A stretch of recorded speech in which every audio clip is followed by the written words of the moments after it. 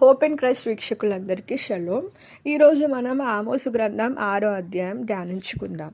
సియోనులో నిర్విచారముగా ఉన్నవారికి శ్రమ, షోమ్రోను పర్వతముల మీద నిశ్చింతగా నివసించు వారికి శ్రమ. కర్నేకు పోయి విచారించుడి, అక్కడ నుండి హమాతు మహాపురమునకు పోవుడి, ఫిలిప్పీయుల పట్టణమైన గాతునకు పోవుడి. అవి ఈ రాజ్యముల కంటే గొప్పవి కాదా? వాటి సరిహద్దులు మీ సరిహద్దుల కంటే విశాలమైనవి కావా అని చెప్పి రాసి ఉంది. సో ఇక్కడ యోసేపు సంతానము వారి మీద ఉపద్రవము వచ్చి ఉన్నది. సో సియోను వారు, షోమ్రోను వారు నిర్విచారముగా నిశ్చింతగా వాళ్ళు వైన్ సిప్ చేస్తున్నారు, మంచి పరుపుల మీద పరుండుచున్నారు, మరి మంచి భోజన పదార్థాలు తినుచు మ్యూజిక్తో ఆనందించుతూ ఉన్నారు అని చెప్పేసి రాసి ఉంది.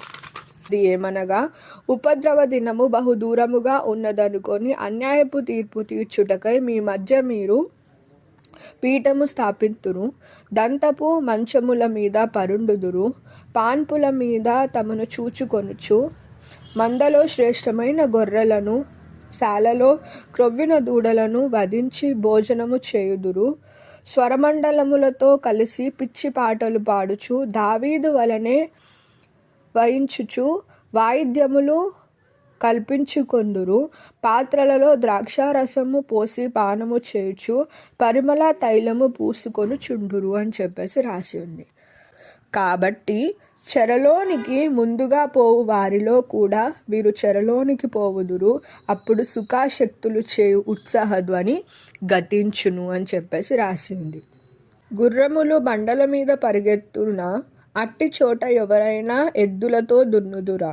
అయినను మా శక్తి చేతనే బలము తెచ్చుకుందుమని చెప్పుకొను మీరు, వ్యర్థమైన దాన్ని బట్టి సంతోషించు మీరు, న్యాయమును ఘోరమైన అన్యాయముగాను నీతి ఫలమును ఘోర దుర్మార్గముగాను మార్చితిరే. మన చుట్టూ అవసరంలో ఉన్న వారిని చూసి నిర్లక్ష్యము చేయకూడదు. దేవుడు మన సౌకర్యాలను కాదు, మన హృదయాలను చూస్తాడు. ఆకలితో ఉన్నవారికి ఆహారం, దుఃఖములో ఉన్నవారికి ఆదరణ, సహాయం కోరే వారికి చేయూతనిచ్చినప్పుడు జీవితం దేవునికి ప్రీతికరంగా అవుతుంది. కరుణ లేకుండా ఓదార్పు అంతమ పతనానికి దారితీస్తుంది. ప్రపంచమంతా మీ చుట్టూ కాలిపోతుండగా మీరు సౌకర్యంగా అనిపించే దేనితోనూ దేవుడు ప్రసన్నుడు కాడు అని చెప్పేసి ఈ వాక్యం మనకి తెలియజేస్తుంది. ఆమేన్.